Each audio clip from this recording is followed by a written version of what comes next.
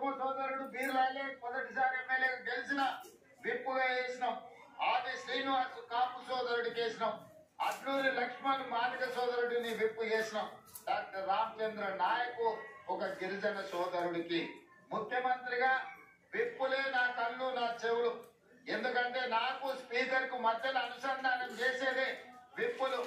అలాంటి పదవుల్లో ఇద్దరు బలహీన వర్గాలు, ఒక దళితుడు ఒక గిరిజనుని, నలుగురికి 4 సామాజిక న్యాయము, 4 సామాజిక వర్గాలకు అవకాశం కల్పించి ఈ రోజు వాళ్ళని అందరినీ కూడా ముందుకు తీసుకెళ్లడానికి ప్రయత్నం చేస్తున్నాం. ఇవాళ బీర్ల ఐలయ్య విప్ అయిందంటే మీరు ఎమ్మెల్యేగా గెలిపించండు కాబట్టి ఇవాళ విప్ అయింది. ఇవాళ విప్ అయింది కాబట్టి ఈ ప్రభుత్వాన్ని మొత్తం తొట్టి కొమరే భవన్ దగ్గరికి ఎక్కే మల్లేశం ఎమ్మెల్సీగా ఉన్నాడు, బీర్ల ఐలయ్య ఎమ్మెల్యేగా ఉన్నాడు కాబట్టి ఇవాళ వేలాది మంది మీరు రావడమే కాదు, రాష్ట్ర ప్రభుత్వాన్ని మొత్తం తొట్టి కొమరయ్య ప్రాంగణానికి తీసుకొచ్చి మీ సమస్యలను మా దృష్టికి, ప్రభుత్వం నుంచి మీ సమస్యల్ని పరిష్కరించడానికి ప్రయత్నం చేస్తుంది. దీని అర్థం పరమార్థం వచ్చిన అవకాశం వదులుకోవద్దు. మీ బిడ్డల్ని మీరు గెలిపించుకున్నప్పుడే మీ యొక్క ప్రాధాన్యత కనిపిస్తుంది. రాజకీయ పార్టీలు మీకు గౌరవం ఇస్తాయి, మీకు అవకాశాలు వస్తాయి. అట్లా మీరు చేసుకోకపోతే మీకు మీరే నష్టాన్ని తెచ్చుకున్న వాళ్ళు అవుతారు. ఇవాళ నేను మీకు ఒక మాట చెప్పదలుచుకున్న, పక్క రాష్ట్రంలో సిద్ధరామయ్య గారు ఈ రోజు ముఖ్యమంత్రిగా 3వసారి 40 ఏళ్ళు 50 ఏళ్ళు సుదీర్ఘ రాజకీయాలలో మచ్చలేని నాయకుడు ఒక కుర్మ సోదరుడు ముఖ్యమంత్రిగా రాణిస్తున్నాడు అని అంటే కాంగ్రెస్ పార్టీ అవకాశం ఇచ్చింది. ఆ అవకాశాన్ని వారు అందిపుచ్చుకున్నారు.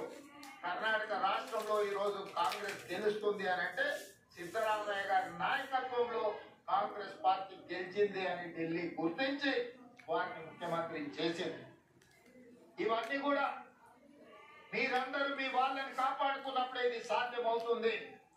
ఇవాళ సామాజిక న్యాయం జరగాలి అని అంటే మీ టికెట్లు మీకు వచ్చినప్పుడు మీరు గెలిపించుకోవాలి.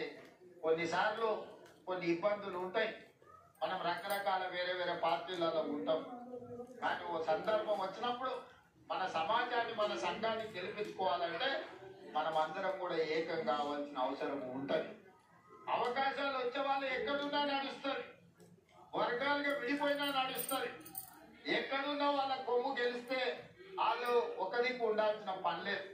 లేక అవకాశం వస్తే మీరందరూ ఒక్క దిక్కును ఉండాలి, ఒక్క పక్కన ఉండాలి. ఆ వచ్చిన అవకాశాన్ని అందిపుచ్చుకోవాలి. అప్పుడే మీరు ఈ సమాజంలో మనుగడ సాధించగలుగుతారు. అందుకే మిత్రులారా, ఇవాళ ఎకే మల్లేశం గారు చాలా విషయాలు అన్ని కలిపి కూడితే తీస్తే లెక్కలైతే 10 కోట్లకు కూడా వచ్చేటట్టుగా మీరు ఎంత అమాయకులో దీని బట్టి అర్థం చేసుకోవచ్చు. ఎన్ని వేల మంది వచ్చారో 10 కోట్లు కూడా అడగలే. మీరు అడిగింది ఏది ఈ ప్రభుత్వం కాదనదు. ఈ ప్రభుత్వం మీది. ఎకే మల్లేశం నాకు మంచి మిత్రుడు, బీర్ల ఐలయ్య మంచి కాంగ్రెస్ పార్టీ నమ్మకమైన నాయకుడు.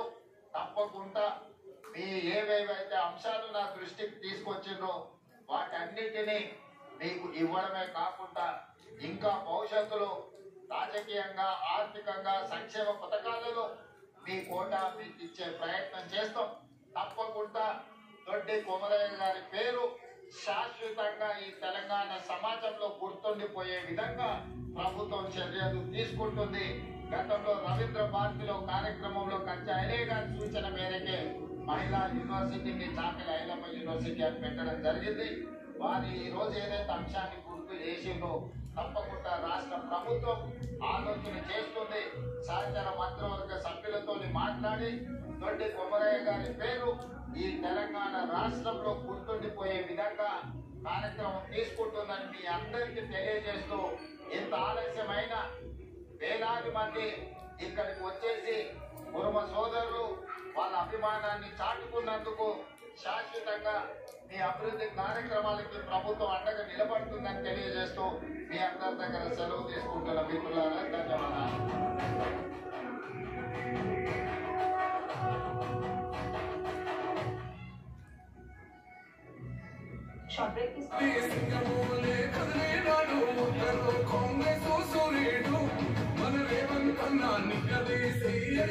కొంచెం లేట్ ఉంది అంతే. ఆడ ఇంతకు ముందే స్టార్ట్ అయిన పాట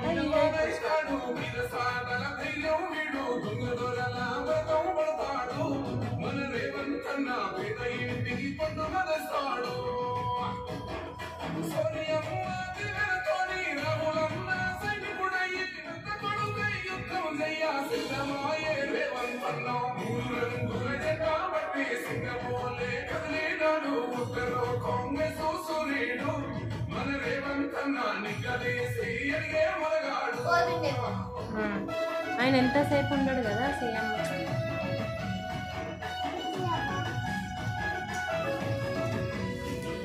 గడులెన్ని జరిగిన గాని ధర్మలేదు లేవనుకున్నా గంతకంతా ఎదురు ఎదిగాడు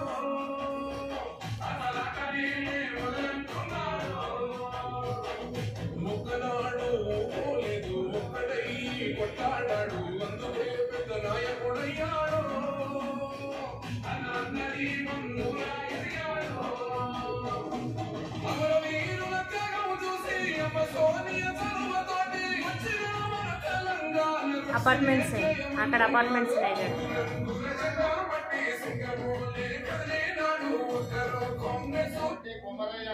అయిపోయింది ఇక.